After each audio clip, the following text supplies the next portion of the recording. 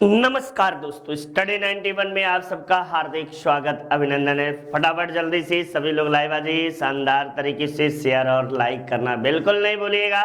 तो आइए शानदार श्रृंखला की ओर। ये आपके सामने पहला सुपर टेट जो है कि सुपर टेट और टेट से संबंधित जीके जीएस की पहली क्लास है और शानदार तरीके से आप सब प्रश्नों की श्रृंखला को देखेंगे और आपको ये पता भी रहेगा कि देखिए किस तरह के प्रश्न पूछे जाते हैं, क्योंकि आपको पूर्व प्रश्नों के आधार पर ही ये प्रश्नोत्तरी श्रृंखला आपको रखी गई है कि किस तरह से पूर्व में प्रश्न पूछे गए हैं। तो जल्दी से सभी लोग एक बार शेयर और लाइक बिल्कुल कर दीजिएगा, भूलिएगा नहीं। और जल्दी से सभी को सादर प्रणाम, सभी लोगों को नमस्कार, आपका दिन मंगलमय हो। इन्हीं शब्दों के साथ आइए आपको जो है कि स्टार्ट किया जाए। देखिए आइए देखते हैं, ये आपके सामने इस तरह के प्रश्न है कि प्राचीन ब्राह्मी लिपि का अर्थ निकालने वाला पहला व्यक्ति कौन था। तो आपको भी पता है कि जेम्स प्रिंसेप थे। और विश्व वन्य जीव निधि का शुभंकर क्या है? पांडा है। राष्ट्रीय पर्यावरण इंजीनियरिंग शोध संस्थान जिसे हम नीरी कहते हैं, नीरी कहाँ है? नागपुर में है। क्योटो प्रोटोकॉल किससे संबंधित है? तो 2005 में जलवायु परिवर्तन से संबंधित। तो इस तरह के प्रश्नों का लेवल आपको मिलेगा, ठीक ना। और प्रश्न पिछला सुपर टेट टेट में इसी तरह के प्रश्नों की श्रृंखला भी आप सबसे पूछी गई थी और आपको उन्हीं के तर्ज पर एक शानदार क्लासेस स्टडी 91 की ओर से प्रस्तुत है। और आइए मैं अमरीश पांडे आप सबसे रूबरू होता हूं कि देखिए किस तरह के प्रश्न पूछे गए हैं, ठीक। तो ये रहा आपके सामने पहला है प्रश्न, बस नाम है काफी है, ठीक ना। ये बहुत बड़ी चीजें होती हैं। और देखिए प्राचीन ब्राह्मी लिपि का अर्थ निकालने वाला पहला व्यक्ति कौन था।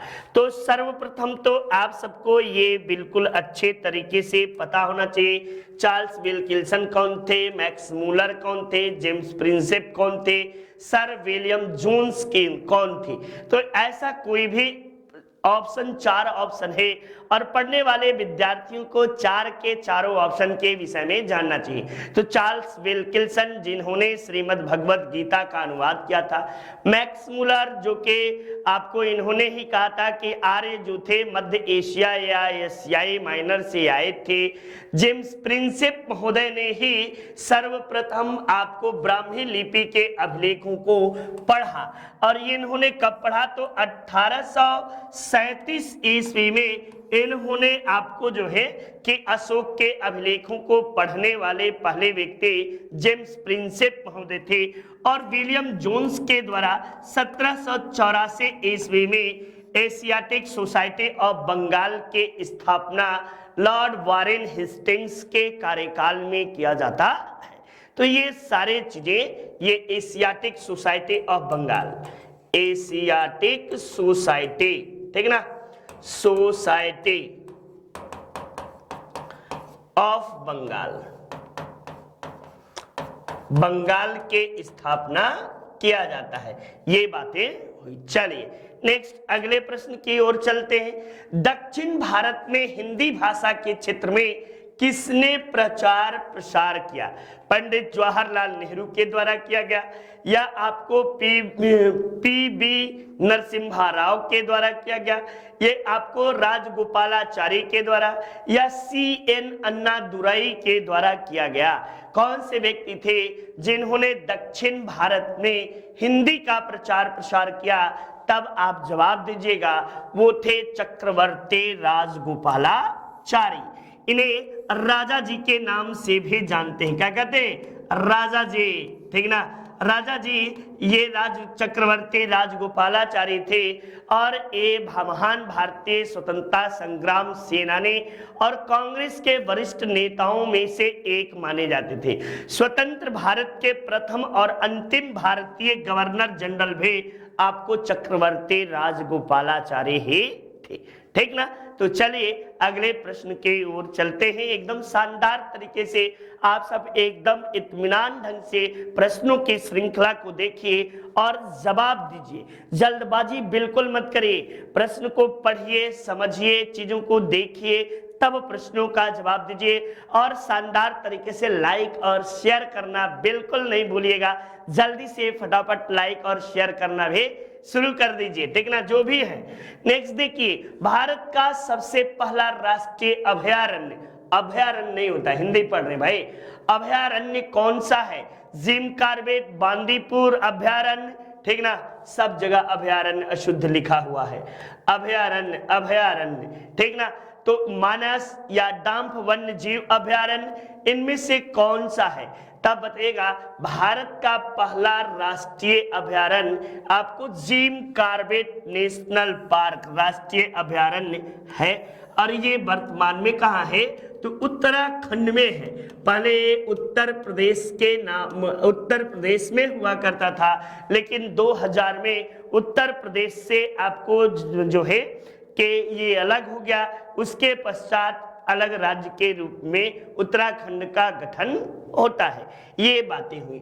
बांदीपुर आपको जो है मानस, मानस अभयारण्य असम में है, ठीक ना, बांदीपुर कर्नाटक में है। चलिए देखिए नेक्स्ट, देश में वन्य जीव संरक्षण अधिनियम, वेरी वेरी इंपॉर्टेंट वीवीआई प्रश्न कर लीजिएगा, वीवीआई प्रश्न, कि देश में सर्वप्रथम जीव संरक्षण, वन्य जीव संरक्षण अधिनियम कब आया? उसी वर्ष पूरे विश्व में आपको जो है कि एक सम्मेलन स्टॉकहोम में बुलाई जाती है, और उसी सम्मेलन के पश्चात भारत में भी उस समय श्रीमती इंदिरा गांधी जी की सरकार रहती है, और पहली बार वन्य जीव संरक्षण अधिनियम जो है ये आपको 1972 ईस्वी में आता है, जबकि 1980 में वन संरक्षण अधिनियम आता है। वन संरक्षण अधिनियम आपको कब? तो 1980 ईस्वी में, और जबकि 1986 ईस्वी में पर्यावरण संरक्षण अधिनियम आपको आता है। तो ये महत्वपूर्ण प्रश्नों के आप शानदार श्रृंखला को कर रहे हैं, और किसी से भी ये सभी प्रश्न गलत नहीं होने चाहिए। शानदार तरीके से हम सब प्रश्नों के श्रृंखला को करेंगे। चलिए देखिए, ये नितिन सर के द्वारा शानदार तरीके से इंडिविजुअल पढ़ाया गया है, और इंडिविजुअल हिंदी जबरदस्त, माशाल्लाह क्या गजब का नितिन सर ने पढ़ाया है। और इसके बाद देखिए, यूपी SSSC वीडियो के भी शानदार कक्षाएं हमारे संस्था की ओर से संचालित हैं। आप इसे ले सकते हैं, परचेज कर सकते हैं, जो कि आपकी सफलता में सहायक भी होगा।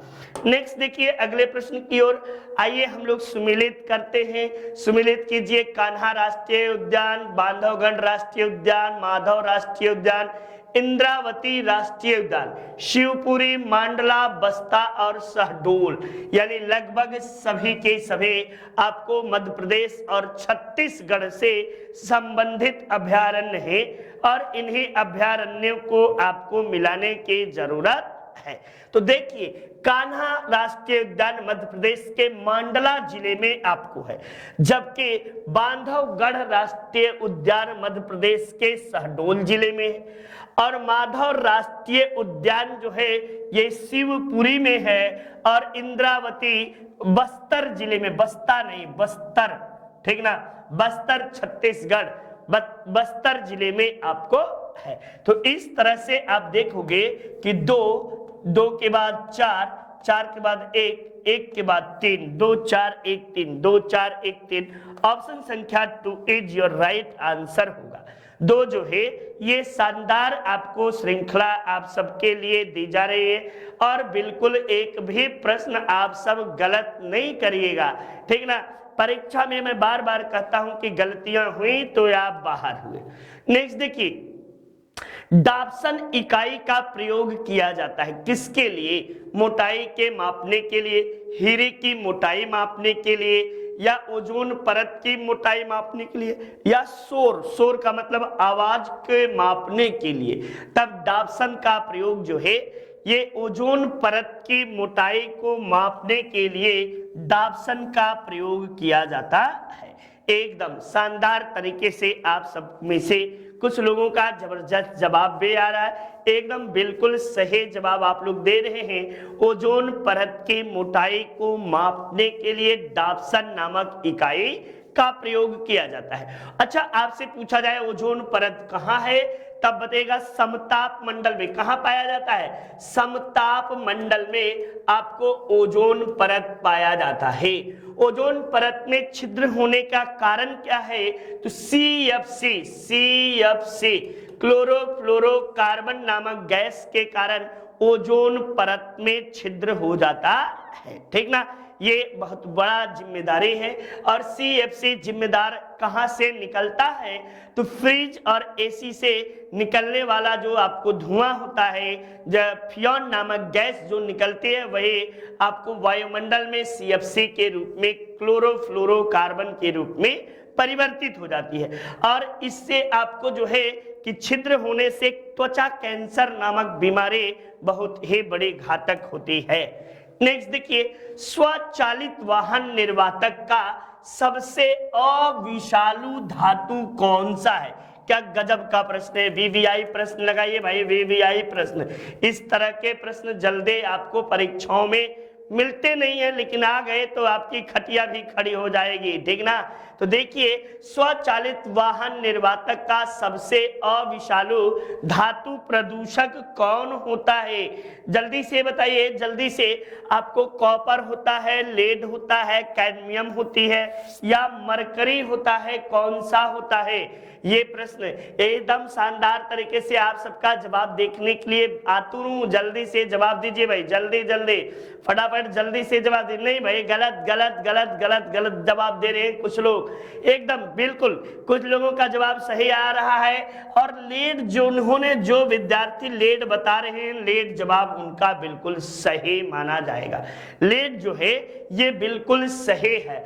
और स्वचालित का मतलब मोटरसाइकिल, मतलब कार, GBSL 1 2 3 देखते हैं ना, तो जो धुआं मोटरसाइकिल से धुआं जो निकलता है साइलेंसर से ना, उसमें आपको लेड के चूर्ण पाए जाते हैं, सीसा के चूर्ण, और जो श्वास लेने में काफी दिक्कत करते हैं। इसी कारण आपको कार्बन मोनोऑक्साइड गैस में लेड पाया जाता है। और पेट्रोल धुआं से निकलने वाला आपको जो धुआं है डीजल से निकलने वाला, ये कार्बन मोनोऑक्साइड के रूप में भी आपको निकलता है।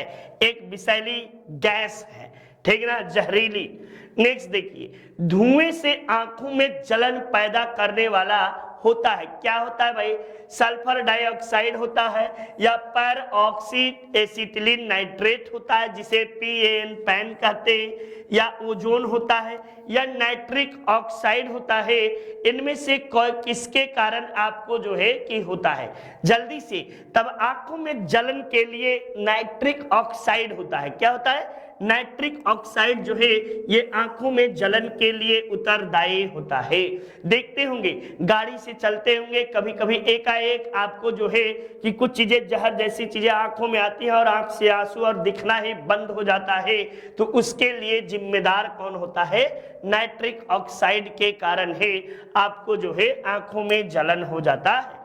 ये शानदार हमारे संस्था की ओर से ऑनलाइन टेस्ट सीरीज आप सबको पढ़ाया गया है, और ये आपके लिए है, और आपकी सफलता में 100% गारंटी के साथ कह सकता हूँ। साथ ही साथ यूपी पुलिस कांस्टेबल का भी बैच हमारी संस्था की ओर से चल रही है, और जो विद्यार्थी इसे परचेज करना चाहते हैं वो इसे ले सकते हैं, और यह आपकी सफलता में काफी हद तक सहायक भी सिद्ध होगी। ठीक, नेक्स्ट देखिए, विश्व वन्य जीव निधि का शुभंकर क्या है? विश्व वन्य जीव निधि का शुभंकर भालू, बाघ, हिरण या पांडा? तो आपको मैंने कवर पेज पर ही बताया था कि विश्व वन्य जीव निधि का शुभंकर जो है वो पांडा है।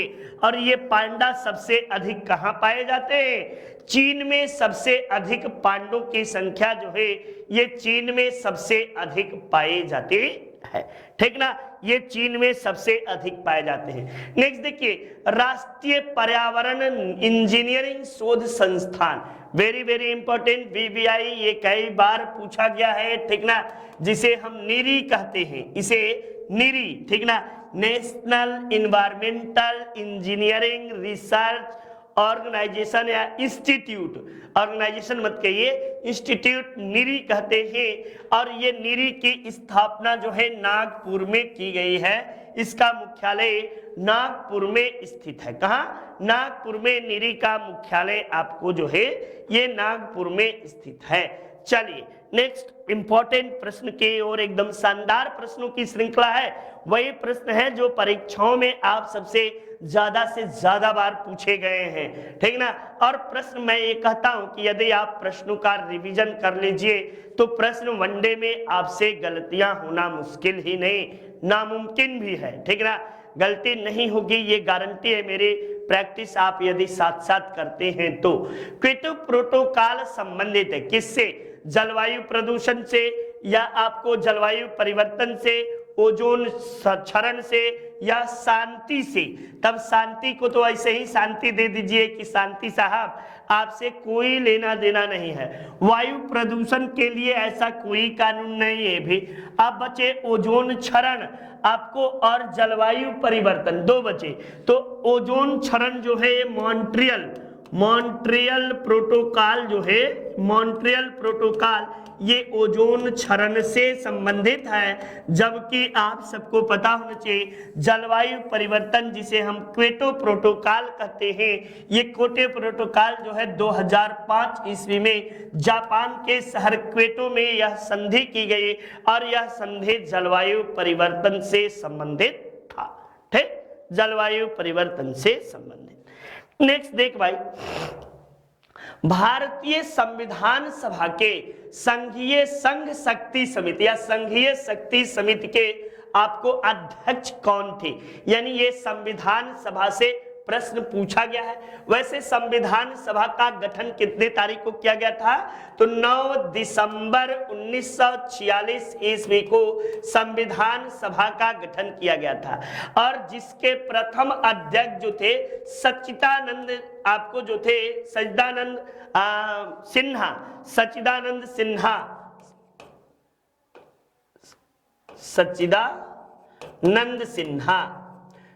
सिन्हा साहब थे। जबकि अस्थायी अध्यक्ष डॉक्टर राजेंद्र प्रसाद बने हुए थे। किसकी सिफारिश पर हुआ था? तो कैबिनेट मिशन की सिफारिश पर लागू किया गया था। किस पर? कैबिनेट मिशन की सिफारिश पर लागू किया गया। और इसके लिए कई समितियां थी, संघ शक्ति समिति, संघ संविधान निर्मात्री समिति, आपको क्षेत्रीय समिति, झंडा समिति, तदर्थ समिति, पंडुलेखन समिति, प्राक्कलन समिति, ढेर सारी समितियां थी। आपको उन समितियों में जो थे कि संघ शक्ति समिति के अध्यक्ष पंडित जवाहरलाल नेहरू थे। जबकि प्रांतीय शक्ति समिति के अध्यक्ष जो थे ये सरदार वल्लभ भाई पटेल जो थे, ये प्रांतीय शक्ति समिति के अध्यक्ष थे, ठीक ना। शक्ति समिति के अध्यक्ष थे। साथ साथ मौलिक अधिकार के भी, मौलिक अधिकार से संबंधित अल्पसंख्यक एवं मौलिक अधिकार से संबंधित समिति के अध्यक्ष भी पटेल ही रहते हैं। जबकि B.R. अम्बेडकर प्रारूप समिति के अध्यक्ष B.R. अम्बेडकर साहब रहते हैं। किसके? प्रारूप समिति के अध्यक्ष B.R. अम्बेडकर जी रहते हैं। नेक्स्ट देखो भाई, ये राजस्व लेखपाल नया बैच शानदार तरीके से आप सबको पढ़ाया गया है और आप सबके लिए है। आप सब इससे एकदम किताब के साथ साथ आप कोर्स को भी परचेज करिए और देखिए आपकी सफलता में बड़ा ही महत्वपूर्ण भूमिका अदा करेगा। नेक्स्ट देखो भाई, भारतीय संविधान की आत्मा किसे कहा गया है? ये पिछले लेखपाल में पूछा भी था। लेखपाल 2016 में इस प्रश्न को पूछा गया था। प्रस्तावना को, मूल अधिकार को, राज्य के नीति निदेशक तत्व को या उपयुक्त सभी को? तब जवाब दीजिएगा कि प्रस्तावना को भारतीय संविधान का आत्मा कहा जाता है। जबकि आपको जो है कि पंडित B.R.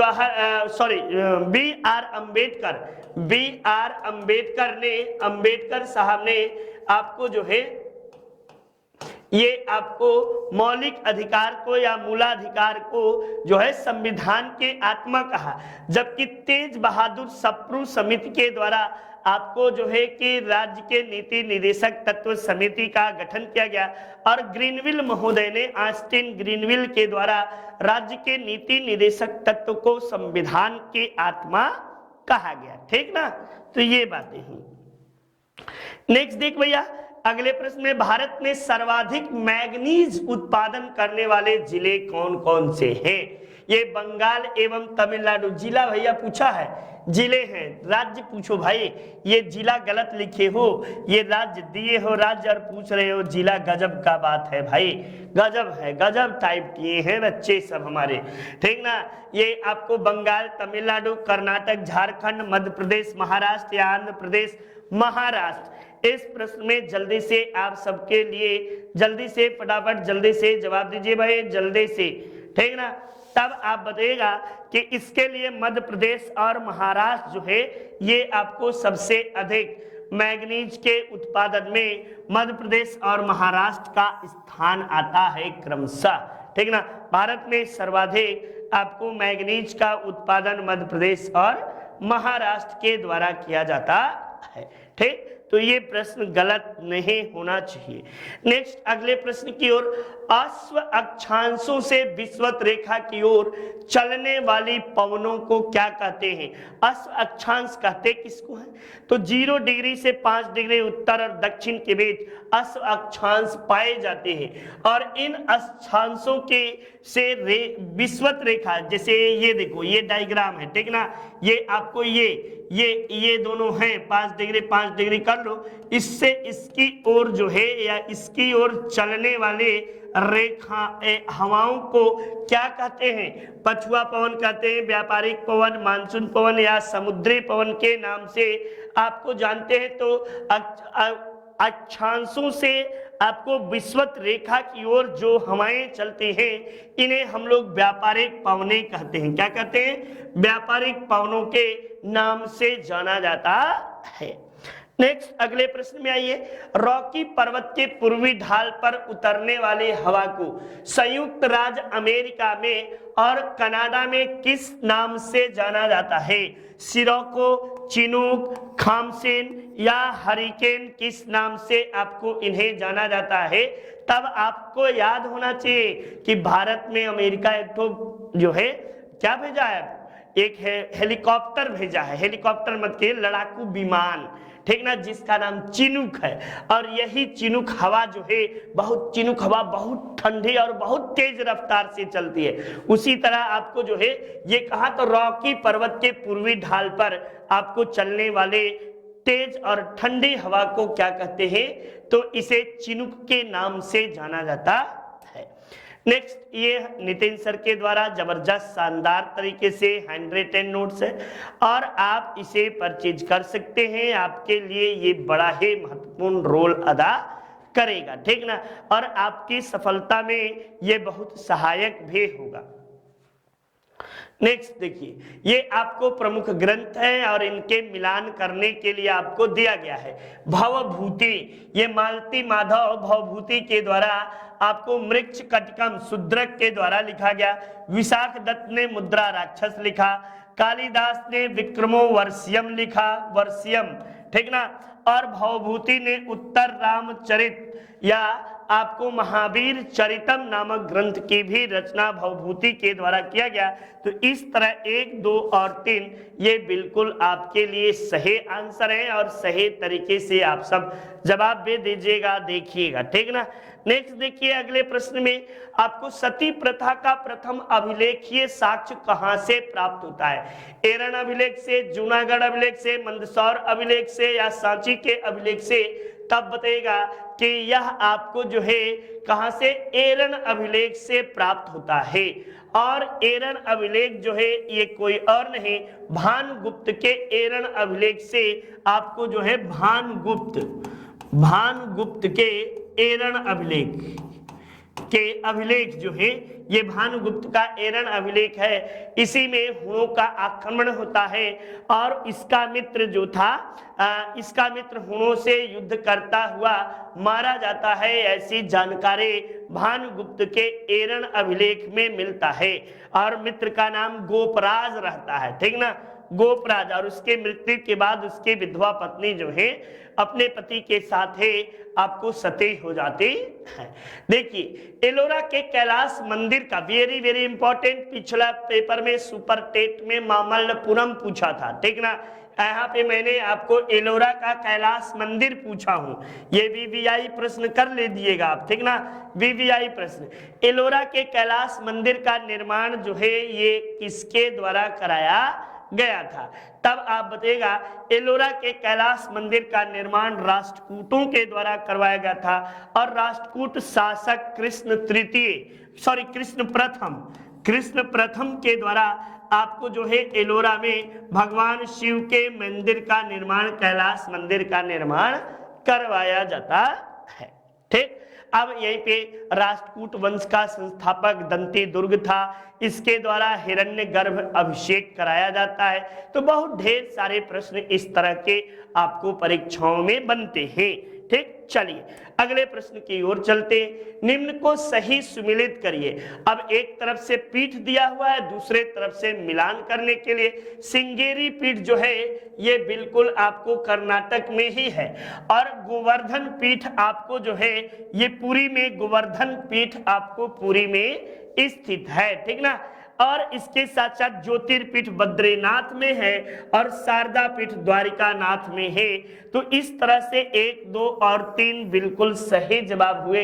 ये तीनों के सही जवाब आपको जो है 1, 2, 3, 4 ये बिल्कुल शानदार तरीके से, चूंकि कला और संस्कृति से आपको 2 या 3 प्रश्नों से अधिक प्रश्न पूछे जा रहे हैं। ये आपको पता है 14 सब्जेक्ट है और क्या दिमाग से सुपर टेट में आपको सब्जेक्टों को अलग अलग बनाया गया है।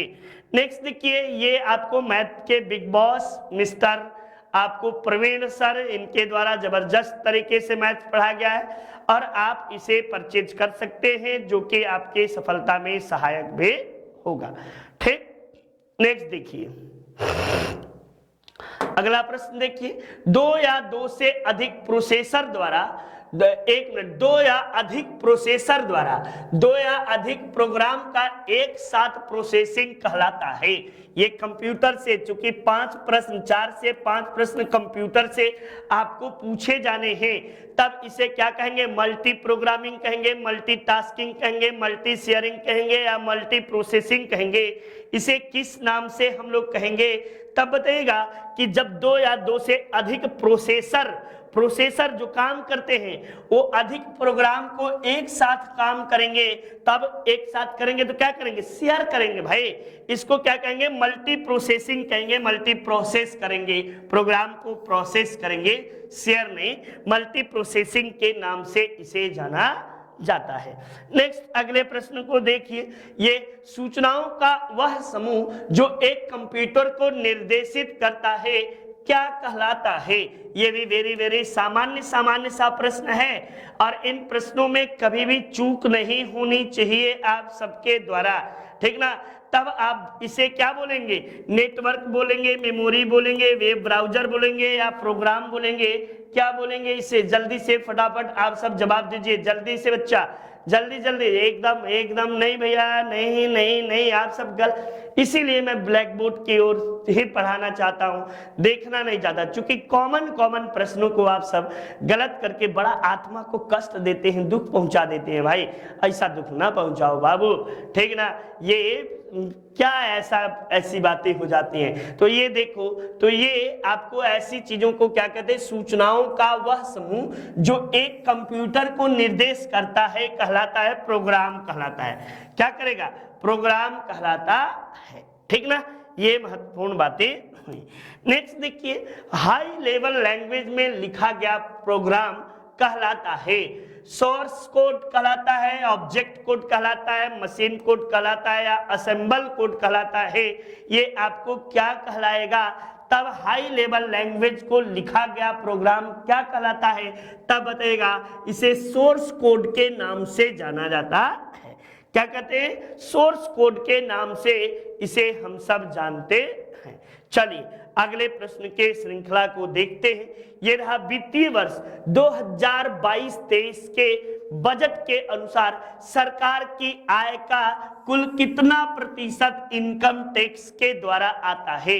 ये 15% आता है, 20%, 25% या 30%? कुल कितना प्रतिशत आपको आता है? तब सबसे कम 15% आपको जो है ये आपको इनकम टैक्स से सरकार की आय का प्राप्त होता है। नेक्स्ट देखिए, ये आपको किताबें अब आपके द्वारा शानदार तरीके से स्टडी 91 आप सबके लिए एक पुस्तक की एकदम अनवरत श्रृंखला लेकर आ रही है हर एक एग्जाम के लिए और आप सबके भविष्य के लिए। शानदार तरीके से प्रश्नों को पढ़िए और देखिएगा परीक्षा में हूबहू इसी तरह से प्रश्न आपको पूछे भी जाएंगे, ठीक ना। चलिए अगले महत्वपूर्ण प्रश्न की ओर चलते हैं।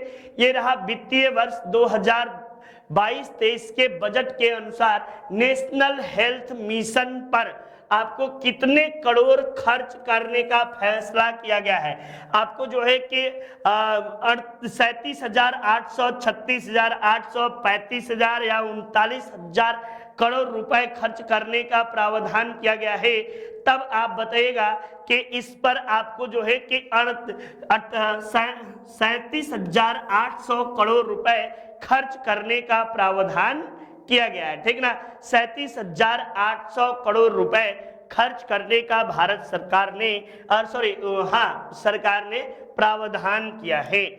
नेक्स्ट देखिए, वित्त मंत्री निर्मला सीतारमण ने बजट 2022-23 में ईज डूइंग बिजनेस के अगले चरण को क्या नाम दिया है? Ease of living, ease of doing, drone Shakti for drone S&A service या प्रधानमंत्री ज्ञान सर्विस? तब बताएगा कि इसे ईज ऑफ लिविंग के नाम से निर्मला सीतारमण के द्वारा कहा गया है। और निर्मला सीतारमण जो है फोर्ब्स की सूची के अनुसार भारत की सबसे शक्तिशाली महिला भी आपको मानी जाती है। नेक्स्ट, भारत किस बैंक के तहत आपको 75 जिलों में 75 डिजिटल बैंकिंग इकाइयां स्थापित की जाएंगी? तब बताएगा अनुसूचित वाणिज्यिक बैंकों के से या आपको भारतीय औद्योगिक विकास बैंक से या भारतीय ग्रामीण बैंक से या क्षेत्रीय ग्रामीण बैंक से। तब 75 जिलों में 75 डिजिटल बैंकिंग की बात जो है अनुसूचित वाणिज्यिक बैंकों के माध्यम से किया जाएगा। किसके? अनुसूचित आपको जो है बैंकों के माध्यम से ये किया जाएगा। चलिए अगले प्रश्न की ओर चलते हैं हम सब। देखिए, आपको फाइलेरिया रोग का जनक होता है, कौन सा होता है फाइलेरिया रोग का जनक? आपको मच्छर, बैक्टीरियम या हेलीमंथ या प्रोटोजन?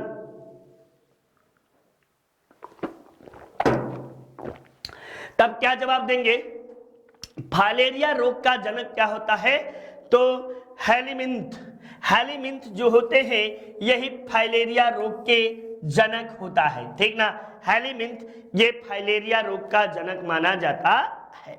चलिए नेक्स्ट अगले प्रश्न के श्रृंखला में आपको शानदार तरीके से लेखपाल के बुक लिखी गई है और ये ग्राम विकास एवं आपको जो है ग्राम समाज एवं विकास जबरदस्त तरीके से मैंने लिखने का प्रयास किया है और आप सबके भविष्य के लिए, ठीक ना, आप सबके सुनहरा भविष्य जो है आने वाला कल उज्जवल हो, इसी शुभकामनाओं के साथ ये काम नितिन सर के दिशा निर्देशन में आपको चालू है, ठीक। आगे भी अनवरत रूप से इस तरह के गतिविधियां संचालित रहेंगी। नेक्स्ट, फाइलेरिया रोग किसके कारण होता है? अच्छा, वहां पे जनक पूछा था, यहाँ किसके कारण होता है? आपको टीनिया सोलियम के द्वारा या फैसियोला के द्वारा या वुचुरेरिया गोल कृमि जिसे कहते हैं या एस्कैरिस के द्वारा? तब आप जल्दी से आप सबका जवाब जानना चाहते हैं। देखते हैं आप सब कैसे जवाब देते हैं और कितना सही भी रहता है। तो जवाब दीजिएगा कि इसे व्यूचेरिया के द्वारा आपको गोल कृमि जिसे कहते हैं, यही इसके कारण ही आपको होता है। नेक्स्ट अगले प्रश्न की ओर आइए। ये देखिए आपको अगला प्रश्न है, दाल किसका सबसे अच्छा स्रोत माना जाता है? प्रोटीन का, विटामिन का, कार्बोहाइड्रेट का या वसा का? तब बताएगा कि दाल में सबसे अधिक प्रोटीन पाया जाता है। और प्रोटीन में आपको अरहर के दाल, चने के दाल सब में अलग अलग पाया जाता है, लेकिन सबसे अधिक प्रोटीन जो है ये किस में पाया जाता है? तो सोयाबीन में प्रोटीन आपको सबसे अधिक पाया जाता है। सोयाबीन में सबसे अधिक प्रोटीन की मात्रा पाई जाती है। चलिए नेक्स्ट अगले महत्वपूर्ण प्रश्नों के श्रृंखला में चलते हैं। ये देखिए, हाल ही में किस स्थल को रामसर स्थल के रूप में सूचीबद्ध किया गया है? आपको ये करंट का प्रश्न है, ठीक ना? करंट का प्रश्न है, करंट हमेशा पूछता है। खिजादिया पक्षी अभयारण्य को, बखीरा पक्षी वन्य जीव अभयारण्य को, या एस्कोट वन्य जीव अभयारण्य को, या आपको एक और दो दोनों को? तब आप शानदार तरीके से इस प्रश्न को मैंने करंट में नितिन सर ने बड़े ही शानदार तरीके से व्याख्या के साथ लंबी सी आपको पढ़ाया है। और हाल ही में रामसर स्थल में सूचीबद्ध होने वाला आपको जो है खजीदिया पक्षी अभयारण्य और बखीरा अभयारण्य यानी 1 और 2 ये दोनों सही होगा। 1 और 2 दोनों आपको जो है ये सही होगा। रामसर स्थल, ठीक ना? ये देखिए, ये हाल ही में तोरज्ञा महोत्सव 2021 ये किस राज्य में मनाया गया? ये मणिपुर में, सिक्किम में, लद्दाख में या अरुणाचल प्रदेश में? किस राज्य में आपको यह मनाया गया? तब बताइएगा कि तोरज्ञा महोत्सव जो है ये सिक्किम राज्य में मनाया गया। किसमें? सिक्किम राज्य में तोरज्ञा महोत्सव मनाया गया। चलिए नेक्स्ट अगले महत्वपूर्ण प्रश्नों के श्रृंखला को देखते हैं। ये शानदार तरीके से हमारे संस्था की ओर से जबरदस्त नितिन सर के द्वारा ये पुस्तक लिखी गई है और आप इसे परचेज कर सकते हैं और आपकी सफलता में काफी सहायक भी होगा। नेक्स्ट देखिए, करंट का फिर क्वेश्चन। चूंकि करंट का रोल बहुत ज्यादा है, पिछला सुपर टेट में लगभग 30 से 35 क्वेश्चन जो थे ये करंट से पूछे गए थे। तो उन्हीं प्रश्नों को देखकर इस तरह के आपको जो है एक श्रृंखला बनाई गई है, ठीक ना? आपको 150 में 35 क्वेश्चन से ज्यादा करंट के रोल थे। हाल ही में किस देश में प्लास्टिक से बर्फबारी हुई है? यानी प्लास्टिक की बर्फबारी किस देश में हुई? स्विट्जरलैंड में, नॉर्वे में, अलास्का में या रूस में? किस देश में आपको प्लास्टिक की वर्षा हुई है? ये आपको जवाब देना है। तब आप जवाब दीजिएगा कि प्लास्टिक की वर्षा सर्वप्रथम स्विट्जरलैंड में हुई हाल ही में। और अम्लीय वर्षा, ठीक ना? अम्लीय वर्षा सर्वप्रथम कहाँ हुई थी? नॉर्वे में। और अम्लीय वर्षा सूचकांक केंद्र जो है, सूचना केंद्र में आपको जो है नॉर्वे की राजधानी ओस्लो में स्थापित किया गया है, ठीक? चलिए नेक्स्ट देखिए, पहली हाइड्रोजन से चलने वाली फ्लाइंग बोट द जेट किस देश द्वारा लॉन्च किया गया? जापान द्वारा, जर्मनी द्वारा, यूएई द्वारा या चीन के द्वारा? किस देश के द्वारा आपको जो है ये लॉन्च किया गया? जल्दी से फटाफट आप सब जल्दी से आपको प्रश्नों के श्रृंखला को बताइए। जापान, जर्मनी या किसके द्वारा ये आपको लॉन्च किया गया था? ठीक ना? महत्वपूर्ण प्रश्न के श्रृंखला आप सबके सामने चल रही है। अरे भाई, ये मैंने करंट में कराया नहीं है क्या? इसीलिए कहता हूं, देखता हूं आप सबको तो बड़ा दुखी मन हो जाता है। ये आपको यूएई के द्वारा फ्लाइंग बोट द जेट की शुरुआत संयुक्त अरब अमीरात बोलते हैं इसको, ठीक ना? यूएई के द्वारा आपको किया गया है। और हाल ही में इसे आपको देखे होंगे कि काली सूची में भी पाकिस्तान के साथ यूएई को डाल दिया गया है। ये गणतंत्र दिवस परेड 2022 में किस राज्य को सर्वश्रेष्ठ राज्य की झांकी के रूप में चुना गया? गुजरात को या उत्तर प्रदेश, कर्नाटक या मेघालय के किसको चुना गया? तब बताएगा कि उत्तर प्रदेश का झांकी जो है वो सर्वश्रेष्ठ चुना गया, ठीक ना। उत्तर प्रदेश की झांकी को सर्वश्रेष्ठ चुना गया, ठीक ना। चलिए नेक्स्ट देखिए अगले प्रश्न में, हाल ही में प्रधानमंत्री नरेंद्र मोदी ने स्टैचू ऑफ इक्वलिटी का अनावरण कहाँ किया? गुजरात में, राजस्थान में, तेलंगाना में या आंध्र प्रदेश में? तब ये बताइएगा कि रामानुजम के आपको जो है कि रामानुजम के यादगार में आपको स्टैचू ऑफ इक्वलिटी तेलंगाना की राजधानी हैदराबाद में आपको इसका उद्घाटन प्रधानमंत्री जी के द्वारा किया जाता है। कहाँ पे? हैदराबाद में आपको इसका उद्घाटन किया जाता है। चलिए अगले प्रश्न के ओर चलते हैं।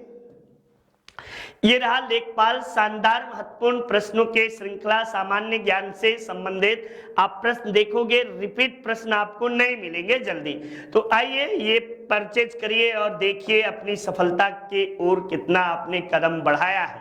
भारत का पहला अन्य प्रभावी क्षेत्र आधारित संरक्षण उपाय यानी OECM साइट किसे घोषित किया गया? अरावली जैव विविधता पार्क को, एस्कोट वन्य अभयारण्य को, सत्यमंगलम बाघ अभयारण्य को या तेलिनीलापुरम राष्ट्रीय उद्यान को? तब आप इस प्रश्न के जवाब में बताइएगा अरावली जैव विविधता पार्क को भारत का प्रथम आपको जो है अन्य प्रभावी क्षेत्र आधारित संरक्षण उपाय में शामिल किया गया है। चलिए नेक्स्ट अगले प्रश्न की ओर चलते हैं। ये 2021 में भारत के व्यापारिक भागीदार के रूप में शीर्ष स्थान किस देश को मिला है? सऊदी अरब को, अमेरिका को, संयुक्त अरब अमीरात को या अमेरिका को? आपको कौन सा देश जो है ये भारत का सबसे ज्यादा व्यापारिक रूप से भागीदार के रूप में आपको उठकर आया है?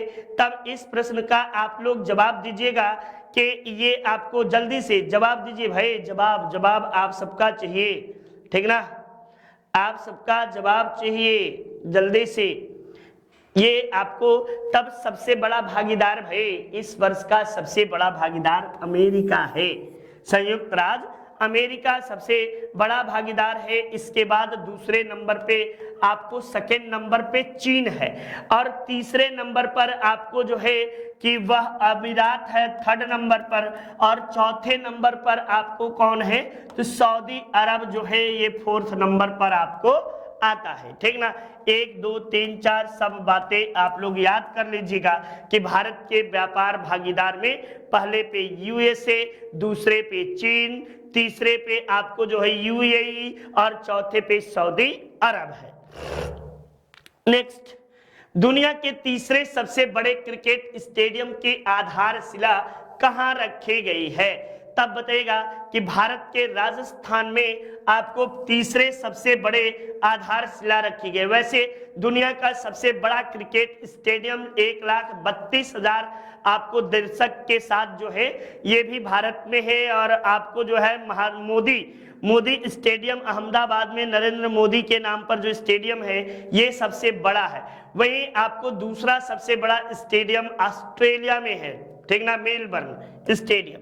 नेक्स्ट देखिए, IISc यानी इंडियन इंस्टीट्यूट ऑफ साइंस ने भारत के सबसे शक्तिशाली सुपर कंप्यूटर के रूप में किसे कमीशन किया?